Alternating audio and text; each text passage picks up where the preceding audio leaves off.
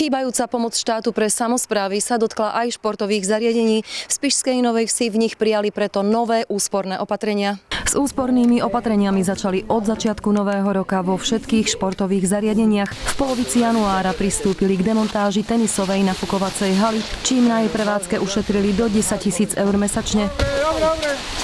Okrem tej tenisovej haly sa obmedzila prevádzka aj na kolkárni.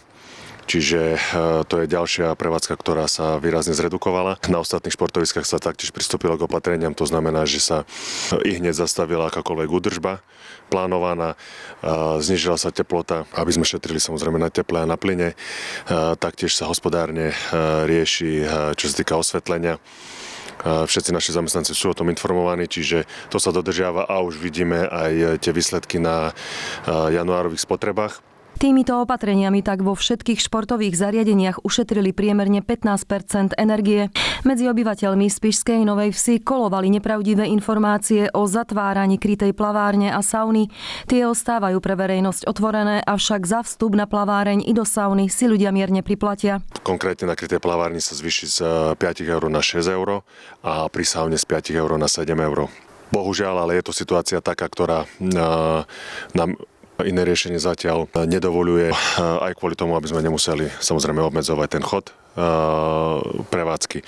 Takže tá platnosť nového vstupného bude od 6.2., to znamená, že od pondelka sa zvyšujú tieto ceny. Teplota vody v bazénoch ostáva rovnaká. Na ďalších športoviskách, konkrétne na zimnom a futbalovom štadióne a v športovej hale sa zvyšujú ceny za ich prenájom, a to od 20 do 30%.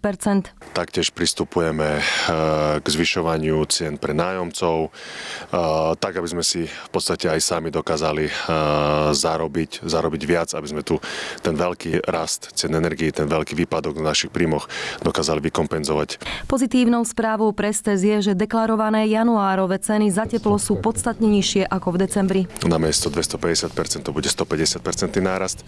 Takže tam nám to tiež urobilo, nechcem povedať úsporu, ale tú enormnú stratu nám znížilo